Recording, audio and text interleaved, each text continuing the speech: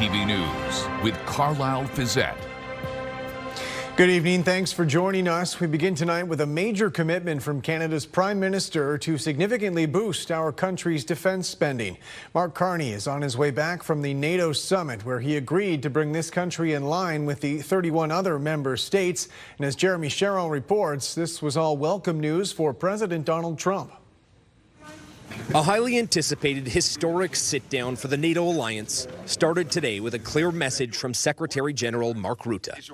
For too long, one ally, the United States, carried too much of the burden of that commitment. And that changes today. President Trump, dear Donald, you made this change possible. That has been Donald Trump's pitch as he drove the charge to increase the alliance's defense spending pledge. NATO is going to become very strong with us. Alliance members making official today what was expected, a new baseline spending target of 5% of GDP to be reached by 2035. This is a significant commitment in response to significant threats to our security. The fact that we are doing this today, the fact that we're united, the fact that the United States is fully behind this, the fact that we're working together is going to reduce the threat environment 10 years from now. 3.5% will have to go to core defense spending, with a requirement to spend another 1.5% on defense-related infrastructure investments. Carney says meeting the 5% commitment would mean earmarking $150 billion a year for defense. So yes, we'll find gaps. We'll be transparent about that. We'll make up those gaps.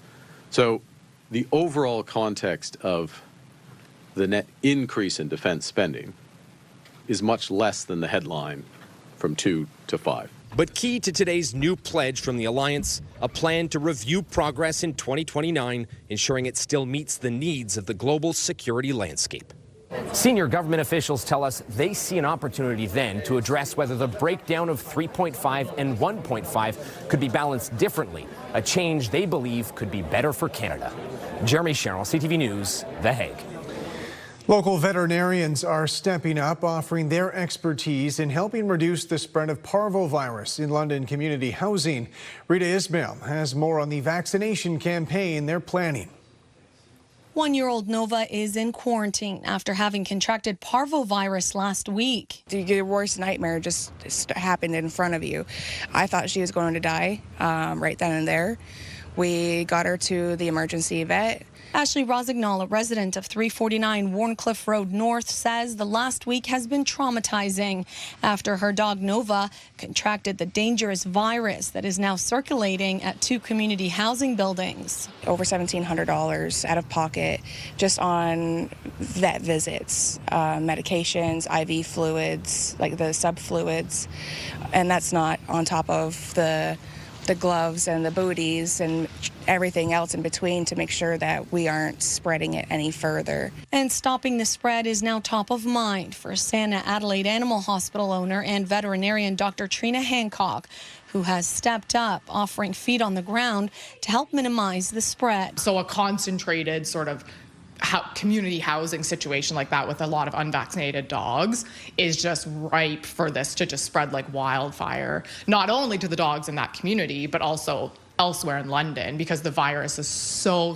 persistent in the environment. Dr. Hancock is working alongside Progressive Animal Welfare Services and East Village Animal Services to coordinate an on-site mobile clinic next week. Test their dog for parvo, so we'll get a positive or a negative result. If they're negative, they will get vaccinated by our team on site there. If they're positive, hopefully we can do some treatment on site as well. Residents living in the 2 community housing buildings will need to sign up on June 30th and pay a minimal fee to secure a spot. Parvovirus is a highly infectious disease that spreads easily from dog to dog. The vaccine is extremely effective and highly recommended. It's an excellent vaccine, but in unvaccinated dogs, and regardless of the age of the dog, if they're unvaccinated, it will cause very severe diarrhea and vomiting. The various organizations are working together with the London Middlesex Housing Corporation to organize the on-site visit. However, the cost is falling on the veterinary groups to ensure accessibility. Rita Ismail, CTV News. Lambton OPP say a section of the 402 closed because of heat damage reopened this morning. This is what the roadway looked like Sunday. Traffic had been detoured at Oil Heritage Road while crews repaired the damage. Earlier this week, Transportation Ministry officials said these repairs would be temporary. A permanent solution would not be implemented until the fall. A car carrier flipped into a ditch near Woodstock this morning. The transport was pulling a trailer loaded with vehicles when it rolled off the 403 just east of the 401. Police say traffic was flowing slowly because the necessary lane closures put in place. They say the transport driver has minor injuries and all lanes reopened by 3 p.m. Investigators kept South Collegiate closed today after it was struck by lightning last night. As Sean Irvin reports, they now have a better idea of the damage done. A chimney atop South Collegiate Institute bears the scars of a lightning strike. A large crack and crumbling masonry are among the visible damages. The bolt struck the iconic Old South landmark during an intense storm Thursday evening. The strike was caught in this viewer video. Slowing it down, the intensity of the bolt is even more awe-inspiring, but also frightening. I've never heard something so loud in my life. Lenore Chesworth lives just down the street from the school. I knew something got hit because it sounded like almost like something was cutting through steel. It was so loud. It was even louder for those inside. As it turned out, the high school was about to host an elementary school graduation. It was called off as firefighters arrived. Thankfully, no one was injured. Now, as the graduation was quickly moved to Saunders Secondary School, firefighters inspected the building for damage. What they found surprised them. A roof inspection saw that a large section of that chimney had fallen through the top of the building, landing on the 3rd floor. The discovery solidified the need to cancel exams for the day. Work crews arrived to inspect the chimney and the rest of the building on Wednesday morning. While time will repair the scars, the memory of this rare strike of Mother Nature will live on. Quite a coincidence, but I didn't realize that it actually looks like fire when it hits, which is pretty amazing. It'll be quite a memory for the graduates to share with their family and friends. And as more than one passerby mentioned, it will be a story that has ties to a blockbuster film, which also prominently featured a lightning strike on a classic building.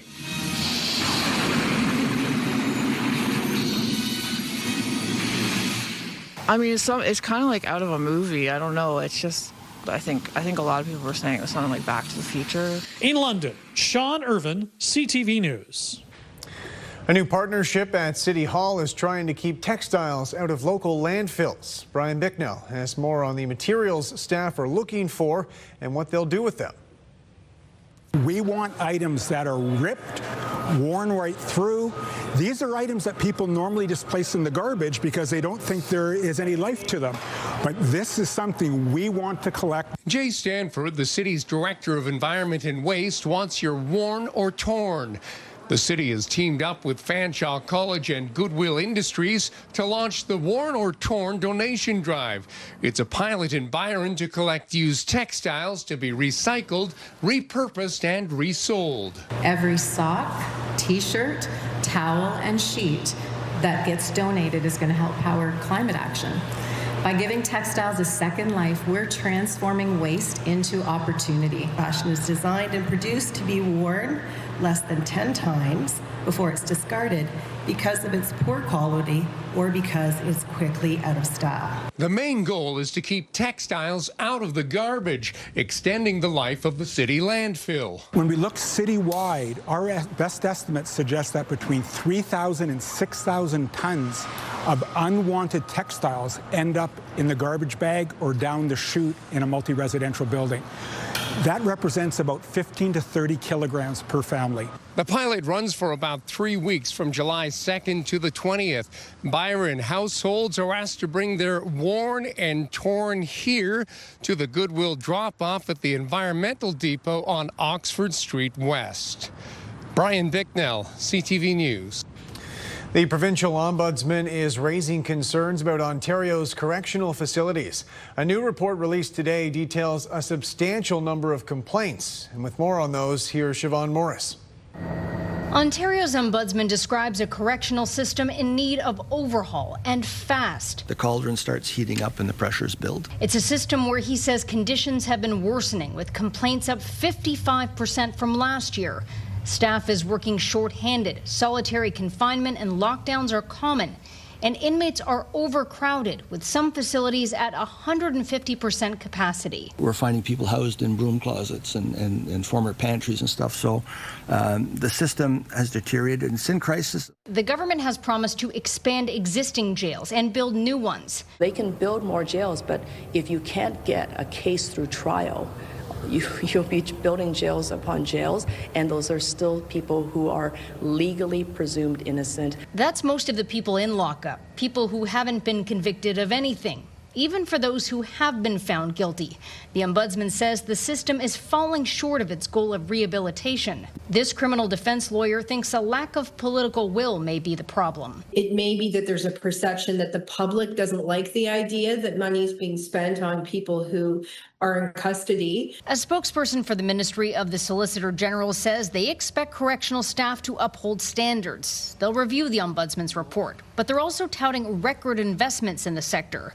Still, we know sometimes inhumane conditions behind bars can have spillover effects. We have sentences being reduced or charges being stayed because of the breaches of fundamental rights within those correctional facilities. It's a scenario that played out at Maplehurst Correctional Complex in Milton in December 2023.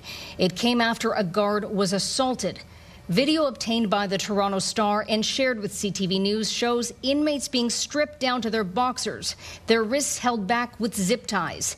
The ordeal lasted 2 days. If anyone's done anything wrong, there's a process. They'll be held accountable. The sentences of some of those inmates have been reduced. The ombudsman has launched a separate investigation into what happened at Maplehurst. We hope that it's been an eye-opener, but we'll have to see whether or not it's going to have the kind of systemic impacts that we would like to see happen here. There's no timeline right now for the ombudsman to complete his investigation into what happened at Maplehurst. He only launched it a few weeks ago, so we may be waiting a few months. At Queen's Park, Siobhan Morris, CTV News. Provincial police say they're investigating a drowning at the Elora Quarry, a popular summer swimming spot. Heather Senerin has more on the warning from water safety advocates. The Elora Quarry is closed for the day after a tragic incident. OPP say first responders got a call about a man in distress at the quarry around 6:30 Tuesday night. They were able to pull a 24-year-old male from Mississauga out of the water. He was subsequently transported to the hospital, and I'm sad to say he was pronounced deceased by attending physicians. Police admit it's news no one wants to hear. I just want to take this opportunity to thank all the Good Samaritans and all of the emergency services that attended there. And I just wanted to say how deeply sorry we are to this man's family, and that they are in our thoughts and they have our sincerest and deepest condolences. Those who live nearby say they could see the commotion but didn't know what happened. I went by yesterday driving, and the fire rescue truck was out there with the lights going, and you sit there and say, wow, something's wrong. So most drownings in Ontario do happen in natural bodies of water. The Life Saving Society of Ontario says natural bodies of water are unpredictable, which means they can be dangerous. Water levels can change. There can be things like rocks, drop-offs, sandbanks, all kinds of things that you might not notice at first that you can't see from the shore. The Grand River Conservation Authority did not comment on the incident specifically, besides saying reservations would be refunded since the quarry is closed, but did say visitors must make sure safety is their top priority and their beaches are not patrolled. If you do choose to swim somewhere where there are not lifeguards, take some safety precautions, wear a life jacket, make sure you're not swimming alone. You always want to be with others. The GRCA also reminding the public that river flows can change quickly and without warning. Heather Senerin, CTV News. 2 major track and field competitions are coming to London. City Hall announced today a bid by Tourism London has secured hosting rights for the 2027 and 2028 Canadian Track and Field Trials. It's a partnership with Western University and Athletics Canada and could feature hometown talents like Damian Warner and Alicia Newman. The 2027 event will serve as qualification for the World Championships, while the 2028 trials will determine which Canadians will compete at the Los Angeles Olympic and Paralympic Games. Later on CTV News, fish fly swarms taking over southwestern Ontario shorelines. The bugs in big numbers. Details on how long they'll stick around and what they mean to the local ecosystem.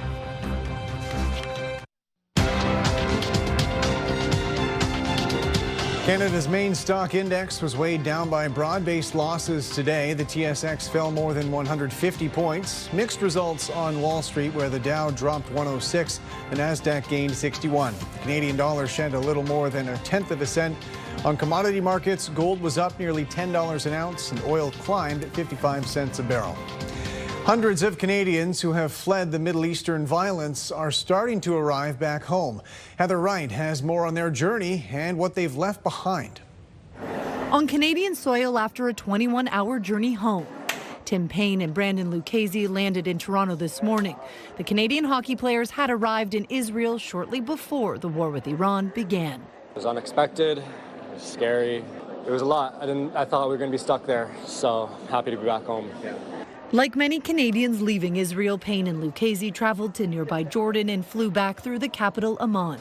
And while the country's main airport in Tel Aviv is back to normal operations, airspace in both Israel and Iran on Canadian soil after a 21-hour journey home. Tim Payne and Brandon Lucchese landed in Toronto this morning. The Canadian hockey players had arrived in Israel shortly before the war with Iran began. It was unexpected, it was scary.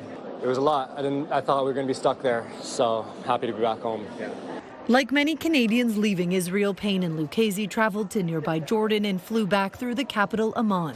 And while the country's main airport in Tel Aviv is back to normal operations, airspace in both Israel and Iran had been closed for nearly 2 weeks, further complicating efforts to get Canadians out. Some have been critical of the government's response, calling it too slow. But with advisories in place warning of the dangers of traveling to the region, Canada's former ambassador to Israel says the criticism is unfair. You have traveled, you got caught up in a difficult circumstance. The government should do everything possible to get you out of the danger zone if they can. But there's no obligation, nor should there be an obligation, for the government of Canada to be paying for people to fly home. Global Affairs Canada says they have helped more than 600 Canadians leave the region, while many others have left on their own. And while Tuesday's ceasefire has brought some stability to the area, there is still worry. It's frustrating, it's stressful. Bahar Motamedian's 72-year-old father is in Iran, and she's trying to get him to Canada. She is a citizen, but he is not. She's hoping this war will encourage the government to speed up efforts to reunite families. I think that this is the best time that Canada can show that strong leadership and help us bring our families here. With this fragile ceasefire still holding, both Iran and Israel are turning now to recovery. The 12-day war killed more than 600, according to Iranian officials, while in Israel, the death toll is nearly 30. Heather Wright, CTV News.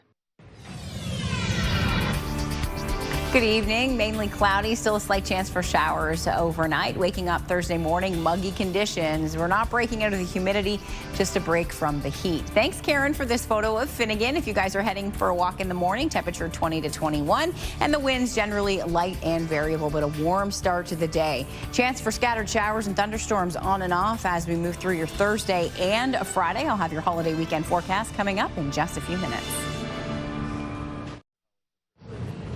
Welcome back. Julie Atchison on the desk with me now. A cooler day, at least temperature-wise. Still feeling muggy, though, sticky outside. Yeah, the humidity stays with us right through the extended forecast. No big breaks in this area. Further north, though, areas northern Grey and Bruce County, and a lot of people camp up in that area. It's much cooler and will be as we head into the weekend. Now, we still hit 28 degrees today, so definitely not as hot as it was yesterday. We had that front slip through and causing some havoc in some areas with some strong wind gusts and torrential downpours. Some areas saw nothing out of the front other than a break from the heat today. 28, as I mentioned, coming in above normal tonight, 20 degrees, so not a big break overnight, still quite mild.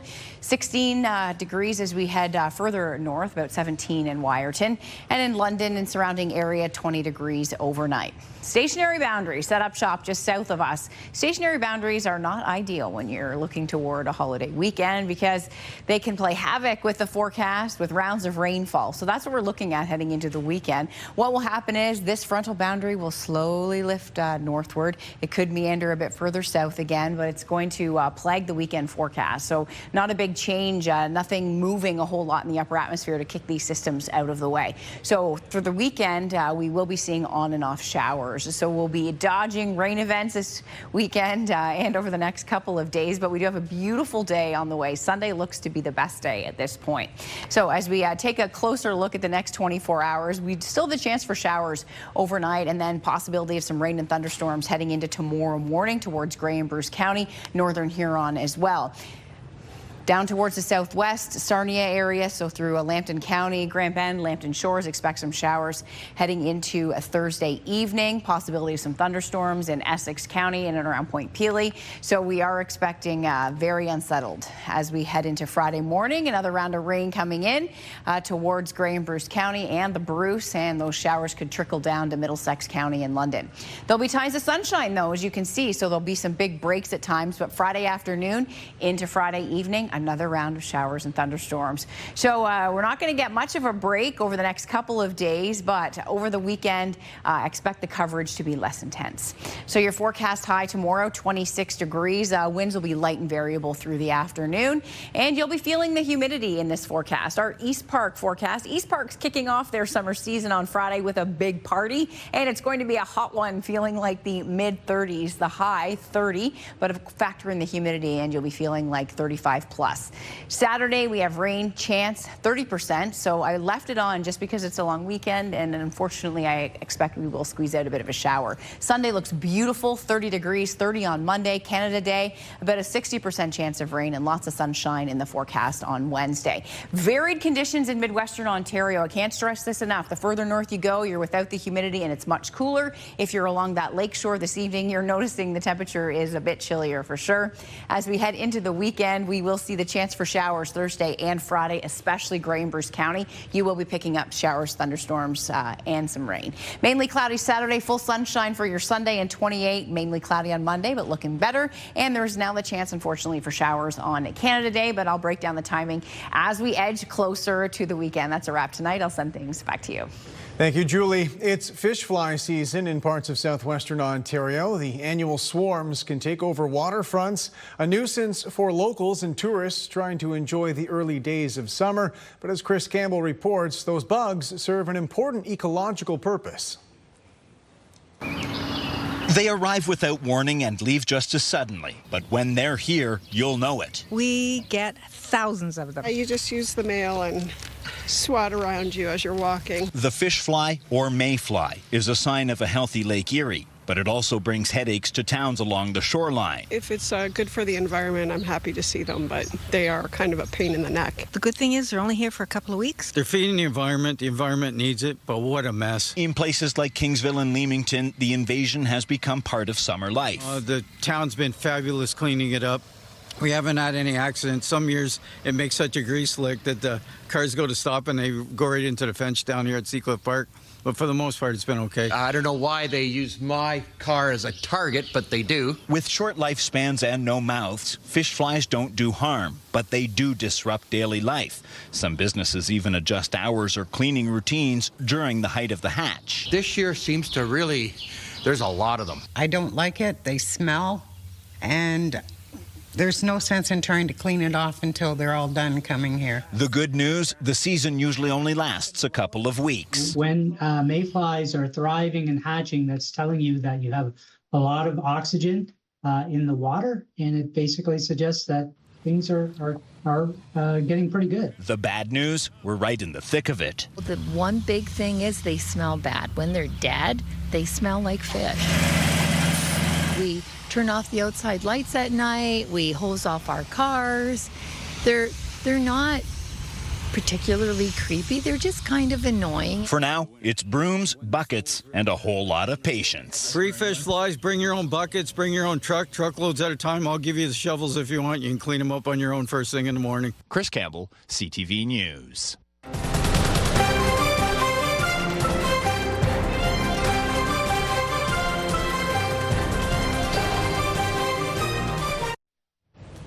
Finally tonight, tech support for seniors in Goderich, an opportunity to ease the number of computer questions typically passed on to younger loved ones. Scott Miller has more on the turnout and the impact.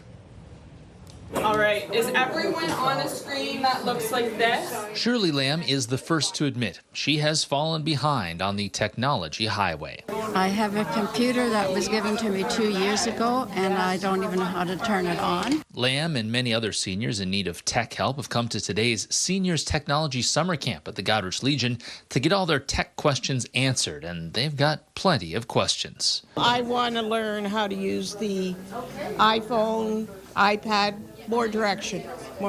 I need to be updated a little bit, I think, and making sure that I'm not getting scammed, because I have been. Scams were just one of the many things that were brought forward at the Tech Help Day put on by the Gateway Center of Excellence in Rural Health, which is a rural healthcare research institute based in Huron County. So tech is super overwhelming and it's constantly changing, and it can be a pretty overwhelming thing for seniors to try and keep up and try and keep with all the new technology that's coming up. So we're trying to bridge that gap and kind of create a one-on-one tech help where someone can just sit with them and walk them through it. Sometimes it's not even that difficult. They just need a little bit of support. Not knowing how to check your email can not only be frustrating, it can affect seniors' mental health, say Gateway researchers. And we're definitely seeing that loneliness in seniors in the community, especially in the rural area where we've got farmers and people who may not be living in town and who may be especially isolated in society. For the many seniors taking advantage of the tech help today, it's a much-needed boost to their confidence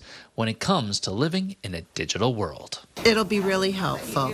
Absolutely. Look at how many people are here. It's amazing. I want to feel that I'm in the real world now because everybody's using it, so. I'm really impressed with the number of people that have come, so obviously I'm not the only one that's lost when it comes to devices. While today's Seniors Technology Camp is sort of the kickoff to summer, there's actually tech help happening every Wednesday morning here at the Goderich Legion through the Gateway Center, because the internet never ends. In Goderich, Scott Miller, CTV News. That's it for us. Thanks for watching. For all of us at CTV News London, I'm Carlyle. Have a good night.